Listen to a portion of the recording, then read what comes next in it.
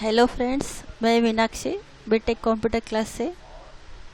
आज हम फ़ोटोशॉप के बारे में कुछ जानकारी लेंगे। तो इसलिए पहले मैं फाइल पे आती हूँ और ये न्यू किया। जैसे ही यहाँ पे आते हैं तो ये यहाँ पे डॉक्यूमेंट नेम या यहाँ पे सेट करना है। जैसे BITECH बीटेक डाल दिया। फाइल नेम हो गया ये। यहाँ पे ऑलरेडी डॉक्यूमेंट के साइज़ सेट किए हुए हैं, ये भी ले सकते हो। सिलेक्टर साइज़ है, A4 साइज़ है, A3 साइज़, या अगर आपको आपके मर्ज़ी का लेना है तो यहाँ पे कस्टम में आना है और यहाँ पे साइज़ डाल देना है। अमाउंट 400। ये सेटिंग कुछ चेंज नहीं करनी है, ये बराबर सेटिंग है। ये इतना ही क्यों चाहिए वो बाद में देखेंगे। पहले ये ध्यान रखना है कि यहाँ पे कुछ नहीं करना है। और यहाँ पे ये बैकग्राउंड कलर वाइट, जो हम फाइल ले रहे हैं उसका बैकग्राउंड कलर कौन सा चाहिए यहाँ पे डिसाइड कर सकते हैं। कलर्ड चाहिए तो यहाँ पे कलर्ड है, वाइट है और ये ट्रांसपेरेंट है। तीनों में से कोई भी एक ऑप्शन लेते हो तो तीनों में कन्वर्ट कर सकते हो, इसलिए इसका कुछ टेंशन नहीं है। फ़िलहाल के लिए मैं वाइट ले रही हूँ। ये ओके किया। यहाँ पे हमारा डॉक्यूमेंट आ गया। फिर बाद में यहाँ पे ये फर्स्ट टूल है, ये मर्क्यू टूल। इसमें रेक्टेंगुलर है, सर्कुलर है। पहले तो ये रेक्टेंगुलर मर्क्यू टूल क्या है देखते हैं। जैसे यहाँ पे मैंने ड्रैग करके इसे सिलेक्ट किया ऐसे। अभी ये साइज चेंज क्यों हो रहा है इसका, क्योंकि यहाँ पे ये फेदर यहाँ पे 0 अमाउंट रहना चाहिए, तब जाके जब सिलेक्ट करते हैं तो ये रेक्टेंगुलर ही आता है। जैसे ही हम मर्क्यू टूल पे आते हैं, यहाँ पे ये 4 ऑप्शंस है। पहला ऑप्शन है न्यू सिलेक्शन। जैसे कि यहाँ से इसे ड्रैग किया मैंने और ये सिलेक्ट किया। ये सिलेक्शन मतलब क्या है, उतने ही पोर्शन पे आप काम कर सकते हो। जैसे यहाँ पे मैंने ब्रश चूज़ किया और मैं यहाँ पे ड्रॉ करने की कोशिश करूँगी तो यहाँ पे कुछ नहीं आएगा, बट ये जैसे अंदर आते हैं तो यहाँ पे उसका इफ़ेक्ट दिखाई देगा, क्योंकि हमने यहाँ पे सिलेक्ट किया है, मतलब ये उतना ही पोर्शन पे वर्क करेगा। डी सिलेक्शन के लिए Ctrl D है और पीछे जाने के लिए Ctrl Z से एक ही बार पीछे जाते हैं, और पीछे जाना है तो अंडू करना है तो Ctrl और Alt दोनों दबा के रखना है और ये Z दबाते जाना है ऐसे। यहाँ पे ये मर्क्यू टूल्स, ये न्यू सिलेक्शन। इसके बाद आता है ये ऐड सिलेक्शन। उसकी शॉर्टकट कीज़ है, शिफ्ट को प्रेस करके रखना है और ये ड्रैग करते जाना है तो ये सिलेक्शंस ऐड होते जाएंगे ऐसे। फिर उसके बाद आता है ये सब्सट्रैक्ट फ्रॉम सिलेक्शन। उसका शॉर्टकट कीज़ है, अल्ट को दबा के रखना है और जितना पोर्शन आपको नहीं चाहिए, ये हम सब्सट्रैक्ट पे नहीं है,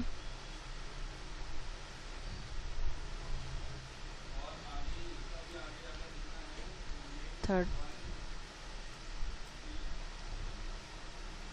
Ctrl Z, Ctrl Alt Z। जैसे ये सब्सट्रैक्ट, शिफ्ट अल्ट को दबा के रखना है और ड्रैग करते जाना है ऐसे। और ये चौथा है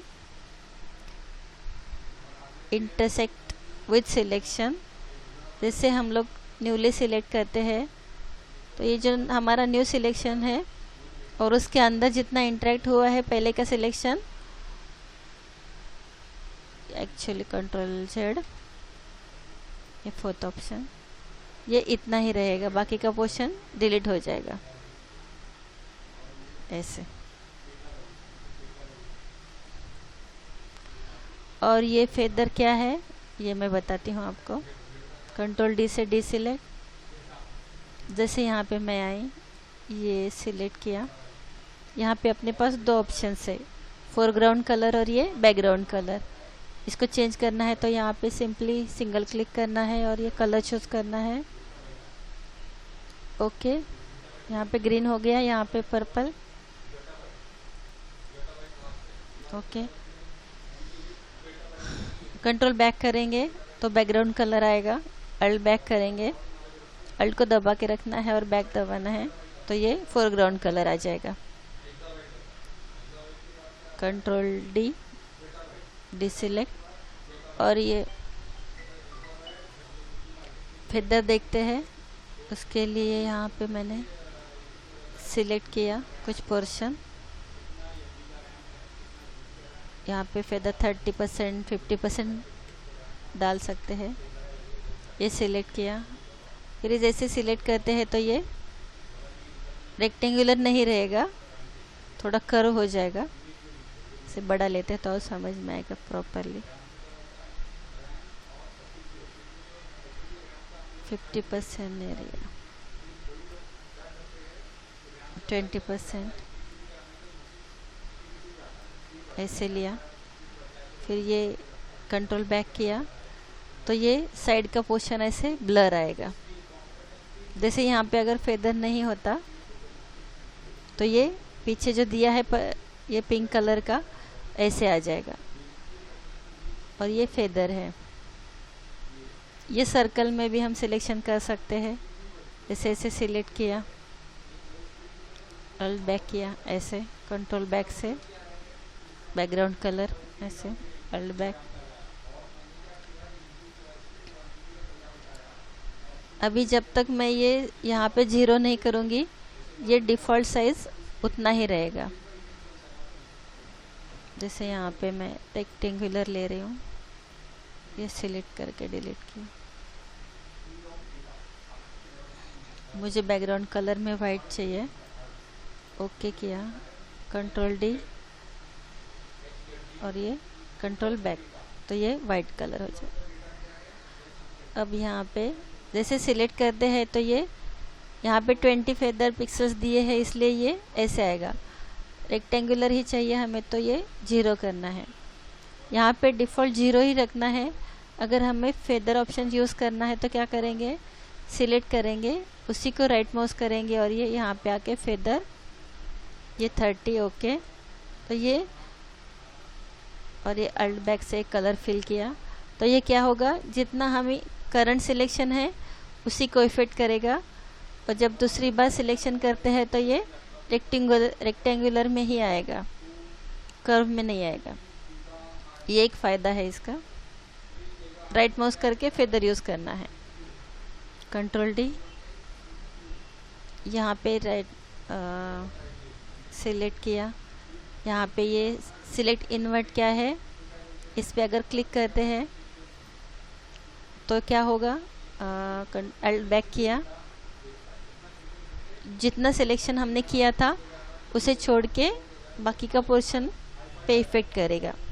कलर फिल करना है तो कलर फिल हो जाएगा, पैटर्न ले सकते हैं। Control Z, control D. जैसे इसका समझाने के लिए मैं एक इमेज लेती हूँ, ओपन विथ फोटोशॉप। एक इमेज है, इसको मैंने ये ऐसे सिलेक्ट किया, राइट माउस, फेदर 30% ओके, और फिर मैं अब ये कलर फिल करती हूँ अल्ट बैक से, सॉरी कंट्रोल जेड। इसको मुझे इन्वर्ट करना था, सिलेक्ट इन्वर्ट और ये अल्ट बैक, तो ये ऐसे बैकग्राउंड में उसको इफ़ेक्ट दे सकते हैं। ये सिलेक्ट इन्वर्ट का इफ़ेक्ट का यूज़ है। मैं कोई भी इमेज को ऐसे ब्लर बैकग्राउंड देना है तो आप दे सकते हो सिलेक्ट इन्वर्ट से। अब आगे यहाँ पे ये पहला है लेसो टूल। लेसो टूल जैसे पेंसिल से ड्रा करते हैं उस तरीके से हम कुछ भी सिलेक्ट कर सकते हैं, या इमेज का कोई पोर्शन, पर्टिकुलर पोर्शन ही सिलेक्ट करना है तो कर सकते हैं। उसके रिलेटेड भी सेम 4 ऑप्शंस आएंगे, add selection, subtract from selection और इंटरेक्ट सिलेक्शन। उसके बाद आता है पॉलीगॉन लेसो टूल, ये स्ट्रेट वे में ही सिलेक्ट होगा। उसके लिए एक इमेज लेती हूँ मैं।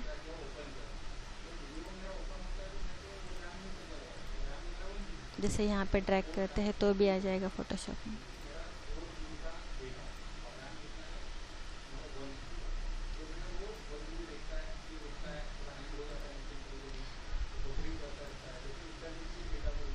ये बहुत छोटा हो गया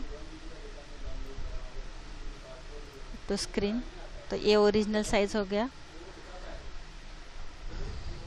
जैसे ये पॉलीगॉन टूल है, इसको मैं सिलेक्ट कर रही हूँ। जब कुछ स्ट्रेट पोर्शन हमें सिलेक्ट करना है तो ये पॉलीगॉन टूल काम आ सकता है।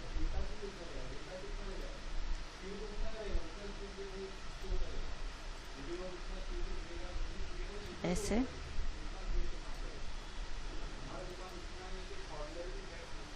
कंट्रोल Z,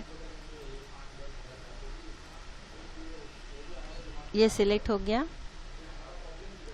अब इसको मैं राइट माउस करके सिलेक्ट इन्वर्ट करती हूँ और ये अल्ट बैक करूँगी तो क्या हो जाएगा, जितना पोर्शन हमने सिलेक्ट किया था उसे छोड़ के बाकी का कलर चेंज हो जाएगा। कंट्रोल Z, ये है पॉलीगॉन टूल, कंट्रोल D से डिसिलेक्ट। उसके बाद है ये मैग्नेटिक लेस्टो टूल। जैसे कि हमें कुछ पोर्शन सिलेक्ट करना है तो माउस को उसके बॉर्डर पे घुमाना है, क्लिक भी नहीं करना पड़ता है। ये मैग्नेट जैसे होता है वैसे अपने आप बॉर्डर ले लेगा ऐसे।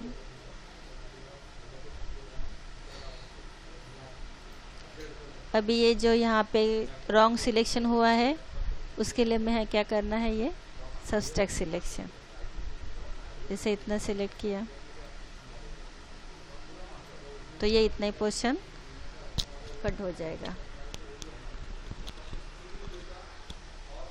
कंट्रोल D से डिसिलेक्ट। उसके बाद ये देखेंगे वाइन टूल क्या है, मैजिक वाइन टूल।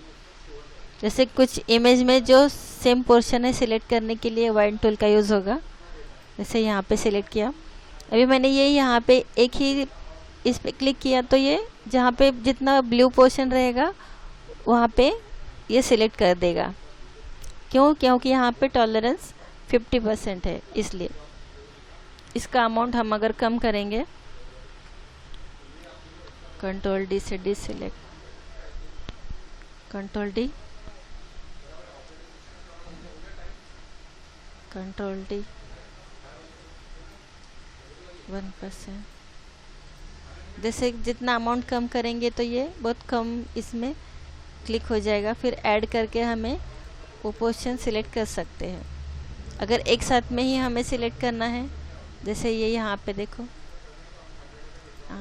20% करती हूँ, सेम पोर्शन कॉपी हो जाएगा। अगर इसका प्रेशर मैं 50 रखती हूँ तो ये जितना ज़्यादा सेम कलर लग रहा है उसको वो उतना सिलेक्ट करेगा। जैसे यहाँ पे ब्लू कलर मुझे चेंज करना है, अल्ट बैक करूँगी तो ये पिंक, जहाँ जहाँ पे ब्लू पोर्शन था वो चेंज हो जाएगा।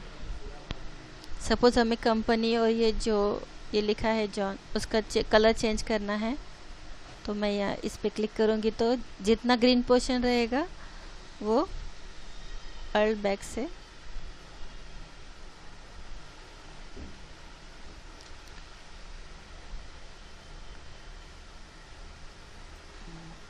ब्लू करना है।